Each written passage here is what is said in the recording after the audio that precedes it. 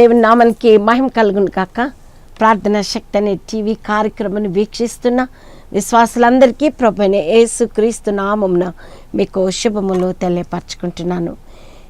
బాగున్నారు అని నేను నమ్ముతున్నాను. ఎందుకంటే ఎన్నో శ్రమలు, బాధలు, ఇబ్బందులు, ఇరుకులు, కష్టాలు ఎన్ని కలిగినా యేసయ్య, నేను ఎప్పుడు చెప్తాను, యేసయ్య మనతో ఉన్నాడు, మనం భయపడకూడదు. ఎందుకంటే యేసయ్య నడిపించేవాడు, కాపాడేవాడు, కునుకడు, నిద్రపోడు.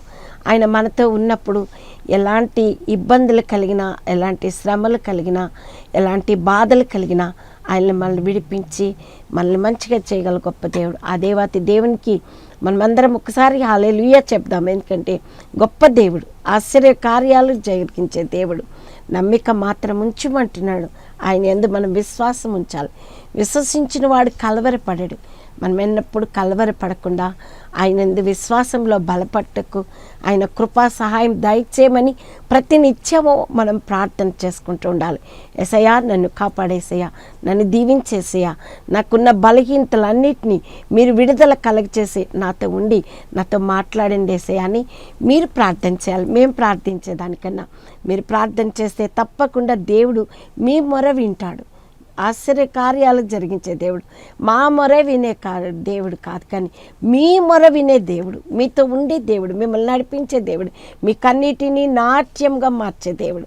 మీ సమస్యలన్నీ ఆయన ముందట ఉంచినప్పుడు, ఆయన పాదాల దగ్గరికి వచ్చినప్పుడు దేవుడు అద్భుతాలు జరిగిస్తాడు. నా ప్రియబిడ్డ, ఈ వాక్యం వింటున్నా నా ప్రియబిడ్డ, మీరు బాగున్నారని, విశ్వాసంలో బలపడాలని ప్రతినిత్యము మీ కొరకు మేము ప్రార్థిస్తున్నాము. దేవుడు మీ పట్ల అద్భుత కార్యాలు జరిగించును కాక. ప్రార్థన చేసుకుందాం.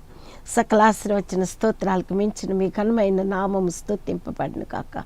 నీవు అద్వితీయుడవు, మహాగణుడవు, రాజతి రాజా, మాకు జీవమిచ్చివాడ, జీవాధిపతి, నీకు స్తోత్రాలయ్యా. ఈ దినం మాకు ఇచ్చారయ్యా. అనేక వేల మంది, లక్షలాది మంది ఈ దినాన్ని చూడలేకపోయినారు. మాకైతే ఇచ్చారు బాబు, నీకు వందనాలు.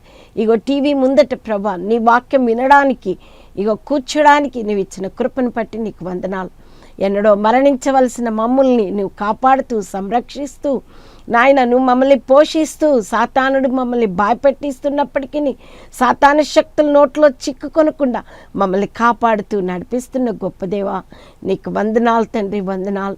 ఎన్నో వరదలు, ఎన్నో భయంకరమైన పరిస్థితులు ప్రభా నాయన ఈ లోకంలో జరుగుతున్నప్పుడు కూడా మమ్మల్ని కాపాడుతూ సంరక్షిస్తున్న నా పరమ తండ్రి, నీకే మహిమ, నీకే మహిమ చెల్లించుకుంటున్నాం నాయన.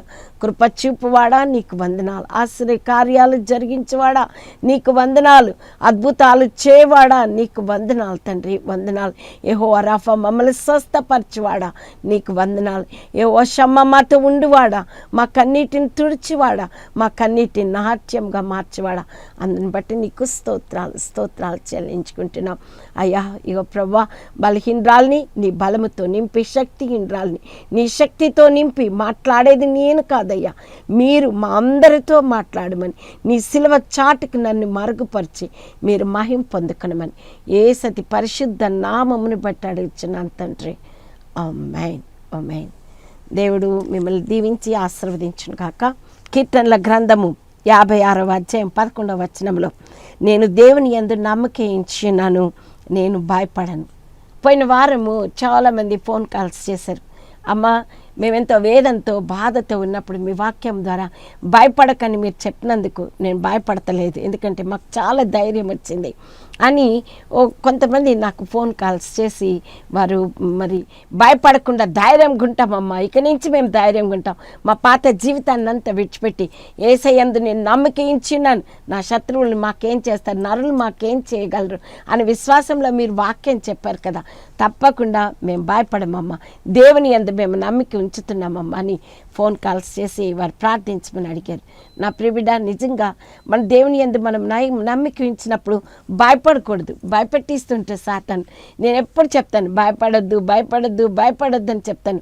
ఎందుకు భయపడొద్దు అంటే ఈ లోకంలో మనం ఉన్నాం కాబట్టి ప్రతి కష్టాలు వస్తూ ఉంటాయి, బాధలు వస్తాయి, ఇబ్బందులు వస్తాయి, ఇరుకులు వస్తాయి, అవమానాలు కలుగుతాయి, అపనిందలు కలుగుతాయి, వేదనలు కలుగుతాయి, కుటుంబాల మధ్యన సమాధానం లేకుండా ఉంటుంది, భార్య భర్తల మధ్యన సమాధానం ఉండదు, బిడ్డల తల్లిదండ్రులు తల్లిదండ్రుల మధ్యన సమాధానం లేదు. ఈ దినాలు అలా తయారైంది. 56వ కీర్తన 11వ వచనంలో, నేను దేవుని యందు నమ్మకం ఉన్నాను, నేను భయపడను. హల్లెలూయా. నువ్వు అలా చెప్తున్నావా? నిజంగా దేవుని యందు నమ్మకం ఉంచావా? నిజంగా విశ్వాసంతో ప్రార్థన చేసావా? నేను భయపడనని చెప్తున్నావా? నిజంగా చెప్తున్నావా? నిజంగా చెప్తే దేవునికి స్తోత్రం కలుగును గాక, మహిమ కలుగును గాక.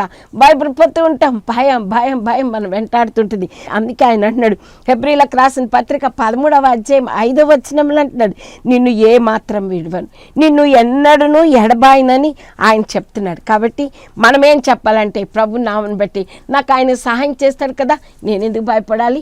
ఆయన నాకు తోడుగా ఉంటానని చెప్పాడు కదా, నేను ఎందుకు భయపడాలి? ఆయన నాకు అద్భుత కార్యాలు జరిగిస్తానన్నాడు కదా, నేను ఎందుకు భయపడాలి అని విశ్వాసంలో నువ్వు ఎప్పుడైతే బలపడతావో దేవుడు నీ పట్ల అద్భుత కార్యాలు జరిగిస్తాడు. నమ్మకం ఉంచుతలేదు, మనం మనుషుల మీద నమ్మకం ఉంచుతున్నాం.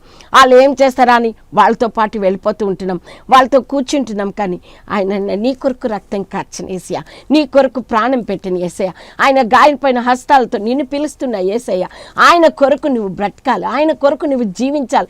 ఆయనలో నువ్వు చేయి కలిపితే, ఆయనతో నువ్వు చేయి నడిస్తే దేవుడు నీ పట్ల అద్భుతం కలిగిస్తాడు. అందుకే భయపడకూడదు.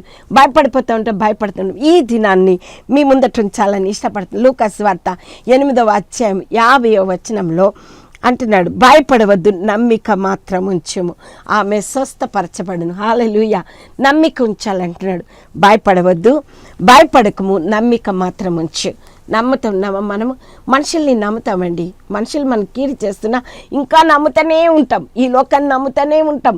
ఈ లోకం ఎప్పుడు చెప్తాను, ఈ లోకం ఆశ చూపి మోసం చేసి ఈ లోకం కొరకే ప్రయాసపడుతున్నాం, ఈ జీవన విధానం కొరకే ప్రయాసపడుతున్నాం. ఇదే నమ్ముతున్నాం, ఇదే నా సర్వస్వం, ఇదే లోకము, ఇదే ఇక్కడే నిలబడిపోతాను, ఇక్కడే ఉండిపోతాను, ఇదే నాకు శాశ్వతమైంది అని ఈ లోకాన్ని నమ్ముతున్నాం. ఆయన అంటాడు, ఈ లోకం శాశ్వతమైంది కాదు, పరలోకము శాశ్వతం. పైనున్న వాటినే మీరు వెతకండి, క్రిందున్న వాటిని వెతకూడదు అంటున్నాడు. మనం చూస్తే ఆ అధికారితో అంటున్నాడు, భయపడకము, నమ్మిక మాత్రం ఉంచుము, ఆమె స్వస్థపరచబడును అన్నాడు. నమ్మిక ఉంచాలి. స్వస్థపరచబడాలి అంటే యేసయ్య ప్రేమించేవాడు, యేసయ్య స్వస్థపరిచేవాడు, యేసయ్య బాగు చేసేవాడు, నీకన్నిటినీ తూడ్చేవాడు. ఆయన నువ్వు నమ్మిన యెడల దేవుని మహిమచ్యుతు అన్న దేవుడు ఆయనను విడిచిపెడతాం. ఈ లోకం పైన నమ్మకం పెట్టుకొని భయపడిపోతుంటాం. నాకు పరిస్థితులు బాగాలేవండి. చాలామంది ఫోన్ కాల్స్ చేస్తారు, అమ్మ నా పరిస్థితి ఏం బాగాలేదమ్మా, నా కొరకు ప్రార్థించరా. నేను ప్రార్థన చేస్తున్నానమ్మా, కానీ ఏం ప్రార్థన చేస్తున్నానో నాకే అర్థం కావట్లేదమ్మా. కానీ నిజంగా ప్రార్థించాలి బిడ్డ. ఆయన పైన నిజంగా ఈయన అద్భుత కార్యాలు జరిగిస్తాడని ఆయన పైన నువ్వు ఆధారపడినప్పుడు దేవుడు తప్పకుండా నీ భయాన్ని పారద్రోలుతాడు. ఇక్కడ యాయిరు కుమార్తె గురించి మనం చూస్తున్నాము. యాయిరు మార్కు సువార్త 5వ అధ్యాయం 36వ వచనంలో, భయపడకము, నమ్మిక మాత్రం ఉంచమని యేసయ్య చెప్తున్నాడు. ఈ దినాన్ని ప్రభు నీతో కూడా చెప్తున్నాడు, భయపడకు, నమ్మిక ఉంచు. ఎందుకు? అయ్యో నేను వెళ్ళానండి, నాకు ఆ పని కాలేదండి. మొన్న ఒక బాబు ఫోన్ చేశాడు నాకు, అమ్మ నేను బ్యాంక్కి వెళ్ళానమ్మా, ఆ పని కాలేదమ్మా అన్నాడు. అంటే నేను భయపడకు నాన్న, తప్పకుండా నమ్మిక ఉంచు, దేవుడు చేస్తాడు తప్పకుండా కార్యాలు. కొద్దిగా ఆలస్యం అవుతుంది కానీ మన పరీక్ష చేస్తాడు ఆయన. ఆయన మనల్ని పరీక్షిస్తాడు. నిజంగా ఈ పిల్లోడు నమ్మకం ఉంచాడా, ఈమె నమ్మకం ఉంచిందా, ఈ పురుషుడు నమ్మకం ఉంచాడా నా ఎడల, ఈ బిడ్డ నాయనది నమ్మకం ఉంచాడా, విశ్వాసం ఉంచాడా అని ఆయన మనల్ని పరీక్ష చేస్తుంటాడంట. పరీక్ష చేసినప్పుడు మనం తప్పకుండా ఆయన నమ్మాలి. ఇక్కడ యాయిరు కూడా అంతే. ఇక్కడ చదువుతున్నాం మార్కు సువార్త 5వ అధ్యాయం 22వ వచనం, యేసు సమాజ మందిరపు అధికారులో యాయిరు అన్న ఒకడు వచ్చి ఆయనను చూచి ఆయన పాదముల మీద పడి, నా చిన్న కుమార్తె చావనై ఉన్నది, అది బాగుపడి బ్రతుకున్నట్లు నీవు వచ్చి దాని మీద చేతులుంచవలనని ఆయన మిగుల బతిమాల కొనగా ఆయన అతనితో కూడా వెళ్ళని. చూసారా, ఆయనను చూసాడు అధికారి. ఆయన వెళ్ళి ఆ దేవుని దగ్గరికి వచ్చి ఆయన పాదాల మీద పడ్డాడు. ఆయనను చూశాడు, ఆయన పాదాల మీద పడి, నా చిన్న కుమార్తె చావడానికి సిద్ధంగా ఉందయ్యా. డాక్టర్ల దగ్గర పరిగెత్తలేడు, దేవుని దగ్గరికి వచ్చాడు. ఆయన స్వస్థపరిచే దేవుడని, ఆయన బాగు చేసే దేవుడని, మృతులని సజీవులుగా చేసే దేవుడు అని, లేని వాటిని ఉన్న వాటిగా పిలిచివాడైన గొప్ప దేవుడని ఆయన నమ్మాడు. వచ్చాడు, ఆయన పాదాల దగ్గరికి వచ్చి పాదాల మీద పడ్డాడు. మనం ఏం చేస్తాం? మనుషుల పాదాల మీద పడతాం, మనుషుల్ని ఆశ్రయిస్తాం. కానీ ఆయన దగ్గర అలా చేయలేడు. ఈ ఆయన ఏం చేస్తాడంటే, ఈ అధికారి వచ్చి ఆయన పాదాల మీద పడి, నా చిన్న కుమార్తె చావనై ఉన్నదని బాగుపడినట్లు బ్రతుకున్నట్లు నీవు వచ్చి దాని మీద చేతులుంచవలనని ఆయన మిగుల బతిమాలుకున్నాడు. మిగులు బతిమలాడుకోవాలి, దేవుని బతిమలాడుకోవాలి. నా ప్రియబిడ్డ, ఎప్పుడైనా బతిమలాడుకున్నావా దేవుని? మనుషుల్ని బతికిలాడుతుంటాం, అయ్యా ప్లీజ్ సాయం చేయండి, అయ్యా సాయం చేయరా. నేను కూడా చాలాసార్లు చాలామందిని బతిమలాడుకున్నాను, కానీ ఎవరు నాకు సహాయం చేయలేదు. నా దేవుడు ఒక్కడే నాకు సహాయం చేశాడు. ఇప్పుడు వరకు ఆయన సహాయం చేస్తూనే ఉన్నాడు. కాబట్టి నా ప్రియబిడ్డ, ఈయన అంటున్నాడు బతిమలాడుకోవాలి. మనం దేవుణ్ణి బతిమలాడుకోవాలి. యోబు బతిమలాడుకున్నాడు, దావీదు బతిమలాడుకున్నాడు, హిజ్కియా బతిమలాడుకున్నాడు, భక్తులందరూ బతిమలాడుకున్నారు ఆయనను. పౌలు బతిమలాడుకున్నాడు. మనం బ్రతిమలాడుకుంటున్నామా? మనుషుల్ని బ్రతిమలాడుకున్నా, అయ్యా నాకు కష్టం ఉన్నదయ్యా, నాకు బాధ ఉన్నదయ్యా, నా బిడ్డ పరిస్థితి ఇలాగుందయ్యా, నా కుటుంబ పరిస్థితి ఇలాగుందయ్యా, నా భర్త పరిస్థితి ఇలాగుందయ్యా, నాకు రావాల్సిన డబ్బులన్నీ ఆగిపోయినాయి అయ్యా, అయ్యా నువ్వు సహాయం చేయవా, నువ్వు నడిపించవా తండ్రి, నువ్వు కార్యం జరిగించవా నాన్న అని మనం బతిమలాడుకున్నప్పుడు దేవుడు మన పట్ల అద్భుతం మన పరీక్ష చేస్తాడు. ఆయన పాదాల దగ్గర పడి ఆయనను బతిమలాడుకుంటే ఆయన అద్భుత కార్యాలు ఆయన పొందిన దెబ్బల చేత మనకి స్వస్థత కలుగుతుంది అన్నాడు.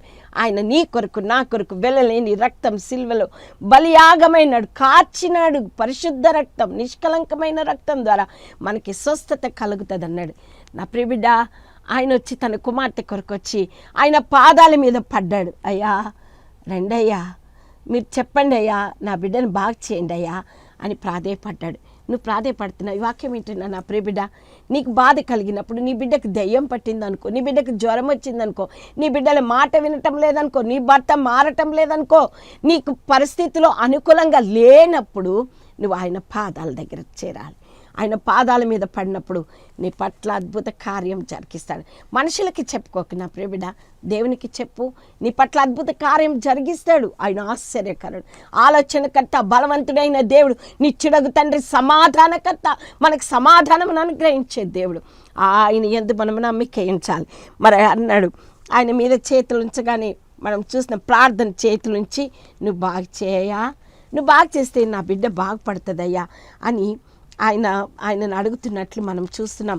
అక్కడ మనం చూస్తే మార్కు సువార్త 5వ అధ్యాయం 22వ వచనంలో యాయిరునొకడు వచ్చి ఆయనను చూచి ఆయన పాదముల మీద పడి, నా చిన్న కుమార్తె చావనైనది, అది బాగుపడి బ్రతుకున్నట్లు నువ్వు వచ్చి దాని మీద నీ చేతులుంచవలనని ఆయన మిగుల బతిమాలగా ఆయన అతనితో కూడా వెళ్ళాను. బహుజన సమూహమును ఆయన వెంబడించి ఆయన మీద పడుచుండ్రి.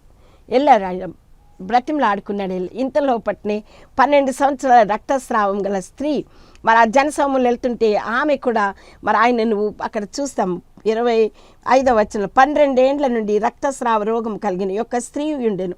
ఆమె అనేక వైద్యుల చేత ఎన్నో తిప్పలు పడి తమకు కలిగినదంతా వ్యయం చేసుకుని ఎంత మాత్రమును ప్రయోజనము లేక మరింత సంకటపడెను. ఆమె యేసును గూర్చి విన్నది. చూసారా, 12 సంవత్సరాల రక్తస్రావం, ఎన్నో మందులు వాడింది, ఎన్నో చేసింది, కానీ ఆయన సంగతి గురించి విన్నది. యాయిరు కూడా విన్నాడు, దేవుణ్ణి విశ్వసించాడు, నమ్మాడు. అందుకే అన్నాడు, భయపడకు, నమ్మిక మాత్రం ఉంచి అంటున్నాడు. కాబట్టి మనం కూడా నమ్మాలి. ఎన్నో తిప్పలు పడ్డది, ఎంతో డబ్బు ఖర్చు చేసుకున్నది, అయినా కూడా నయం లేకపోయింది. యేసును గూర్చి విని నేను ఆయన వస్త్రమును మాత్రం ముట్టి బాగుపడదును అనుకొని ఆ సమూహంలో ఆయన వెనుకకు వచ్చి ఆయన వస్త్రం ముట్టని వెంటనే ఆమె రక్తధార కట్టెను గనుక ఆమె ఆ బాధ నివారణ అయిందని గ్రహించుకునేను. హల్లెలూయా, హల్లెలూయా. ఎప్పుడైతే ఆయన వస్త్రాన్ని పట్టుకున్నదో స్వస్థపరచబడ్డది, విన్నది, ఆయన మాట విన్నది. 12 సంవత్సరాల నుంచి రోగంతో ఉన్న ఆమెను దేవుడు స్వస్థపరిచాడు. ఆయన ముట్టలేదు, ఈమె ఆయనను పట్టుకుంది. నా ప్రియబిడ్డ, ఈ వాక్యం వింటున్నా, ఆయన మన దగ్గరకు వచ్చి నిలబడతాడు. కానీ మనం ఆయనను పట్టుకున్నప్పుడు, మనం ఆయన పాదాల మీద పడినప్పుడు, మనం ఆయన చెంతకు వచ్చినప్పుడు, ఆయన మన బాధలన్నీ ఆయన ముందట మనం వేసినప్పుడు దేవుడు మన పట్ల అద్భుత కార్యం జరిగిస్తాడు. 12 సంవత్సరాల రక్తస్రావం గల స్త్రీని బాగు చేసిన దేవుడు నిన్ను బాగు చేయలేడా? నిన్ను బాగు చేస్తాడు. నువ్వు మరణ వేదనతో ఉన్నవేమో, లేవలేని పరిస్థితుల్లో ఉన్నవేమో, ఇంకా అయిపోయిందిలే నా పని అనుకుంటున్నవేమో, భయపడకు, దేవుడు నీకు తోడుకున్నాడు. ఇది నన్ను ప్రభు నీతో చెప్తున్నాడు, భయపడవద్దు, నమ్మిక మాత్రం ఉంచు. నమ్ముట నీ వలనైతే నమ్మువానికి సమస్తము సాధ్యం అన్నాడు. మరి నువ్వు నమ్మిన ఎళ్ళ దేవుని మహిమ చూతువన్నా. 4 రోజులు మురిగి పట్టిన లాజరుని లేపిన దేవుడు మనకి సహాయం చేయడా? నమ్మమంటున్నాడు, నమ్మటం లేదు అస్సలు. మీరు ప్రార్థన చేయండి అమ్మా, మీరు నా కోసం ఉపవాసం ఉండండి అంటారు. కానీ మరి నువ్వెప్పుడు ఉపవాసం ఉంటావు? నువ్వెప్పుడు నమ్ముతావు? నువ్వెప్పుడు ప్రార్థన చేస్తావు? తెల్లవారుజామున లేసి నీ బిడ్డల పసిపిల్లల ప్రాణం కొరకు ఆయన వైపుకి ఎప్పుడు చేతులెత్తుతావు? నా ప్రియబిడ్డ, ఇది మంచి అవకాశం. దేవుని సన్నిధిలో నువ్వు నీ కుటుంబం కలిసి దేవుని సన్నిధిలో ప్రార్థించినప్పుడు, ఆయన పాదాలు పట్టుకున్నప్పుడు, ఆయన దగ్గర కన్నీరు కార్చినప్పుడు దేవుడు నేను స్వస్థపరుస్తాడు. హల్లెలూయా. నీ కష్టాలన్నీ తీర్చే దేవుడమ్మా. నిన్ను విడిచిపెట్టాడు, నిన్ను విడివడు ఎడబాయిని అంటున్నాడు. నిబ్బరం కలిగి ధైర్యంగా ఉండమన్నాడు. ధైర్యంగా ఉంటున్నామా? ధైర్యం ఎప్పటికీ ఉండదు.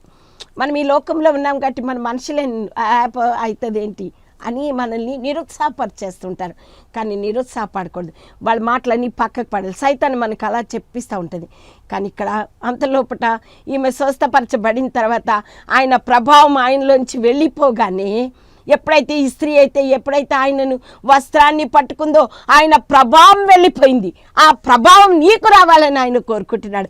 ఆ ప్రభావం కావాలంటే ఆయన వస్త్రాన్ని పట్టుకున్నప్పుడు, ఆయన పాదాలు పట్టుకున్నప్పుడు ఆయన ప్రభావం నీలోకి వస్తుంది. నీలోకి రాగానే నీలో ఉన్న కల్మషము, పాపము అన్నీ పోతాయి. దేవుడు ఎంత గొప్ప దేవుడో తెలుసా? 12 సంవత్సరాల రక్తస్రావం గల స్త్రీని బాగు చేసిన దేవుడు నీకు బాగు చేయలేడా? నీ కార్యం జరిగిస్తే ఇక్కడ కూడా అంతే. ఈ చిన్న కుమార్తె 12 సంవత్సరాల వయసు గల చిన్న అమ్మాయి, ఈ అమ్మాయి విషయంలో కూడా అంటున్నాడు. అంతలోపట అందుకే ఆయన మార్కు సువార్త 5వ అధ్యాయము 32వ వచనం చదువుతున్నాను. ఆ కార్యం చేసిన ఆమెను కనుగొని వలన ఆయన చుట్టూ చూచెను. అప్పుడు ఆ స్త్రీ తనకు జరిగినది ఎరిగి భయపడి వణుకుచూ వచ్చి ఆయన ఎదుట సాగిలపడి తన సంగతి అంతా ఆయనతో చెప్పాను. అందుకు ఆయన, కుమారి, నీ విశ్వాసం నేను స్వస్థపరచను, సమాధానం గలదానవై పొమ్ము, నీ బాధ నివారణ, నీకు స్వస్థత కలుగును గాక అని ఆమెతో చెప్పాను. చూసారా, విశ్వాసంతో వచ్చింది, వస్త్రాన్ని ముట్టుకుంది, దేవుడు స్వస్థపరచండు. ఆయన మహిమంతా ఆమెలోనికి వచ్చింది. మహిమ ప్రభావం వెళ్ళిపోయింది. ఆయన ప్రభావం కూడా వెళ్ళిపోతున్నాడు. ఆ ప్రభావం నువ్వు తీసుకోవాలి. ఆయన ప్రభావం, ఆయన మహిమలో నిన్ను ఉంచుకోవాలని ఆయన ఇష్టపడుతున్నాడు. ఆయనతో నువ్వు ఉండాలని ఇష్టపడుతున్నాడు. కాబట్టి కుమారి, సమాధానం గలదైపోమన్నాడు. మనకు సమాధానం ఇచ్చేవాడు ఆయనే. మనకన్నిటి నాట్యంగా మార్చేవాడు ఆయనని. ఆయన ఇంకా మాట్లాడుచుండగా సమాజ మందిరపు అధికారి ఇంటి నుండి కొందరు వచ్చి, నీ కుమార్తె చనిపోయినది, నీవిక బోధకుని ఎందుకు శ్రమ పెట్టుదు వండ్రి. యేసు వారు చెప్పిన మాట లక్ష్య పెట్టక భయపడకము, నమ్మిక మాత్రం ఉంచు. చూసరా, భయపడకు, చచ్చిపోయిందయ్యా, ఇంకేంటి, ఆయన ఎందుకు శ్రమ పెడుతున్నావు? శ్రమ పెట్టొద్దు, ఇంకా చనిపోయింది, ఇంకేంటి, ఆయన ఇంకెందుకు బతిలాడుతున్నావు? బతిలాడొద్దు అని అంటున్నారు. చూసారా, నిజమే. మనకు కూడా అంతే. మన చుట్టూ వాళ్ళు నమ్మకం ఉంచాలి. బాధ కలిగిన, శ్రమ కలిగిన, ఇబ్బందులు కలిగిన భయపడకుండా నమ్మకం ఉంచాలి. తప్పకుండా నా దేవుడు నా పట్ల కార్యం జరిగిస్తాడు. ఆయన అంటున్నాడు, భయపడకు, నమ్మిక మాత్రం ఉంచు. నువ్వు నమ్మిక ఉంచుతున్నావా? ఆమె స్వస్థపరచబడుతుందని ఆయన చెప్తున్నాడు. మాట వింటున్నామా? మనం అందుకే అంటున్నాడు మాట. అందుకే ఆయన లూకాసు వార్త 8వ అధ్యాయము మనం చూస్తున్నాం 49వ వచనము. ఆయన ఇంకనూ మాట్లాడుచుండగా సమాజపధికారి ఇంట నుండి ఒకడు వచ్చి, నీ కుమార్తె చనిపోయినది, బోధకుని శ్రమ పెట్టవద్దని అతనితో చెప్పాను. ఏసు ఆ మాట విని, భయపడవద్దు, నమ్మిక మాత్రం ఉంచుము, ఆమె స్వస్థపరచబడినని అతనితో చెప్పాడు. చూసారా, ఇంకా అందరూ ఆమె నిమిత్తమై ఏడ్చుచు రొమ్ము కొట్టుకొంచుండగా ఆయన వారితో, ఏడవద్దు, ఆమె నిద్రించుచున్నదే కానీ చనిపోలేదన్నాడు. హల్లెలూయా. ఏడవద్దని ఎవరు చెప్తారండి? ఈ లోకంలో ఇంకా మనల్ని ఏడ్పించే వాళ్ళు ఎక్కువే ఉంటారు, మనల్ని బాధ పెట్టే వాళ్ళు ఎక్కువనే ఉంటారు. ఏడవద్దని చెప్పేటోళ్ళు ఎవరైనా ఉన్నారా? నాకైతే చాలామంది ఏడ్పించేటోళ్ళే ఎక్కువ కనపడుతున్నారు, కానీ ఏడవద్దమ్మా అని కన్నీరు తుడిచేటోళ్ళు బహు తక్కువ మంది. కానీ ఆయన అన్నాడు, ఏడవద్దు, చనిపోలేదు, బతుకున్నది. నువ్వు అనుకుంటున్నావు నాది అన్నీ పోయినాయి అనుకుంటున్నావేమో, ఏడవద్దు, నీకు అన్నీ మళ్ళీ తిరిగిస్తాడు దేవుడు. దేవుడు ఎప్పుడంటే ఆయన యందు నమ్మిక ఉంచినప్పుడు, ఆయన యందు మనం విశ్వాసం కలిగి, దేవా నువ్వు తప్పకుండా నా పట్ల అద్భుత కార్యం జరిగిస్తావని మనం ఎప్పుడైతే అంటామో, దేవుడు మన పట్ల అద్భుత కార్యం జరిగిస్తాడు. ఎప్పుడైతే ప్రార్థించడం అందరూ అపహసించారట, కానీ ఆయన లేపాడు, చేపట్టి లేపాడు, తల టాకు మీద లేపాడు. చూసారా, మన దేవుడు గొప్ప దేవుడు అండి. మనం చనిపోయిన పరిస్థితుల్లో ఉన్నప్పుడు నన్ను లేపాడు నా దేవుడు, నా పట్ల అద్భుత కార్యం జరిగించాడు. నా పట్ల నాకు 3 కొడుకులు, 1 కుమార్తె. నా కుమార్తె చిన్నగా ఉన్నప్పుడు 2 సంవత్సరాలు ఉన్నప్పుడు ఆమెకు భయంకరమైన రక్త విరోచనాలు, మహాభయంకరం రక్త విరోచనాలు. ఇట్లా బట్టలు తీస్తుంటే రక్త విరోచనాలు. ఎంతమంది డాక్టర్ల దగ్గరికి వెళ్ళాను, డాక్టర్ దగ్గరికి వెళ్ళినప్పుడల్లా డాక్టర్ అన్నారు, ఏంటమ్మా ఇంత రక్త విరోచనలు, నేను ఇంతమంది పిల్లల్ని చూశాను కానీ మీ పాపకున్నంత రక్త విరోచనలు నేను ఎవరికీ చూడలేదమ్మా, ఏం కానీ రోజు ప్రార్థన చేస్తున్నాను, ఉట్టుగా ప్రార్థన చేస్తున్నాను. ప్రార్థన అంటే ఖచ్చితంగా ప్రార్థన చేస్తలేను. తగ్గుతుందిలే దేవా, నా బిడ్డను ముట్టయ్యా, స్వస్థపరిచయ్యా, ఇగో ఈ మందు వాడుతున్నానయ్యా, ఇగో ముట్టనాయన అని ప్రార్థన చేస్తున్నాను. అయినా ఏం తక్కువ కాలేదు. మళ్ళీ ప్రార్థన చేస్తున్నాను, ఇంకెక్కువైపోయినాయి, మోషన్స్ ఎక్కువైపోయినాయి, ఇంకా చచ్చిపోయే పరిస్థితికి వచ్చేసింది నా బిడ్డ. ఇంకెట్లా అయిపోయిందంటే బక్కగా అయిపోయింది, పాలు తాగలేదు, ఏమి లేదు, ఉట్టిగానే రక్తమే రక్తమే రక్తమే రక్తమే. ఎన్ని చీరలు చింపేశాను, అయినా కూడా బిడ్డకు రక్తం కట్టలేదు. మందులు ఒకవేళ మందులు తీసుకుని వచ్చి ఇట్లా నోట్లో పోద్దామని లోపల వళ్ళక్కని కక్కేసింది బయటకంతా మొత్తం. డాక్టర్ అన్నారు, ఇట్లయితేనే ఎట్లనమ్మా, మీరు మందు వేయాలి కానీ కక్కుతున్నదంటే ఎట్లనమ్మా అంటే, ఏం చేయాలి డాక్టర్, బిడ్డకు నేను చేస్తున్నాను డాక్టర్. అయినా కూడా మళ్ళీ డాక్టర్ దగ్గర పరిగెత్తుకెళ్ళాను, తక్కువైతే లేని ఈ డాక్టర్ దగ్గర పరిగెత్తాను, ఆ డాక్టర్ దగ్గర పరిగెత్తాను. ఎందుకో తెలుసా, ఆ డాక్టర్ మంచి మందులు ఇస్తాడేమో. అక్కడ ఉన్న వాళ్ళు అందరు చెప్పారు, పలానా డాక్టర్ చాలా మంచోడు, ఆయన దగ్గరికి తీసుకెళ్ళండి మీ పిల్ల బతుకుతుంది అంటే అక్కడికి పరిగెత్తాను, ఇంకో దగ్గరికి పరిగెత్తాను, చాలా మంది దగ్గరికి పరిగెత్తాను. మళ్ళీ ఇంటికి వచ్చి ఆ మందులు వేసుకుంటా, దేవుడా తక్కువ చేయి దేవుడా, నా బిడ్డకు మంచి చేయి దేవుడా అని ప్రార్థన చేస్తున్నాను. అంతేకాని విశ్వాసంతో పట్టుదలతో విసుకక ప్రార్థన చేస్తలేదు. కాబట్టి నా బిడ్డకు తక్కువైతలేదు. డాక్టర్లు బాగా చేస్తారనుకున్నాను, డాక్టర్లు కాళ్ళు పట్టుకున్నాను, కానీ ఏ డాక్టర్ నా బిడ్డను నయం చేయలేదు. నేను ఒక్కరోజు రాత్రి ఇంకా చచ్చిపోతుందని డాక్టర్ చెప్పాడు, ఇంకా లాభం లేదమ్మా, మీరు మందులు వేస్తలేరు, పిల్లకు రక్త విరోచనాలు కట్లా ఎడతలేదు, కాబట్టి బిడ్డ వీక్ అయిపోతున్నది, ఏం చేయాలో నాకు కూడా అర్థం కావట్లేదు అన్నాడు. నేను ఆ రాత్రి బిడ్డను తీసుకొని వచ్చి పండుకోబెట్టి మంచం మీద పండుకోబెట్టి కన్నీటితో ప్రార్థన చేశాను. అయ్యా, నేను 3 కొడుకుల తర్వాత నాకు బిడ్డ కావాలని నేను అడిగాను కదయ్యా, నాకు బిడ్డని ఇచ్చినావు, నువ్వు ఇప్పుడు ఈ బిడ్డను ఎలా తీసుకుంటావయ్యా, నువ్వు నా బిడ్డను ఎలా తీసుకుంటావు నువ్వు, అయ్యా నా బిడ్డను బాగా చేయవా, నీ అందు నమ్మకం ఇచ్చిన్నానయ్యా. డాక్టర్లు భయపెట్టేశారయ్యా, ఇంకా నీ బిడ్డ బతకదు, ఇంకా చచ్చిపోతుందని భయపెట్టించేశారయ్యా. ఇక రక్తం మేము ఎన్ని మందులు వేసినా ఇంకా తక్కువైతలేదు, ఇంకా లాభం లేదన్నారయ్యా.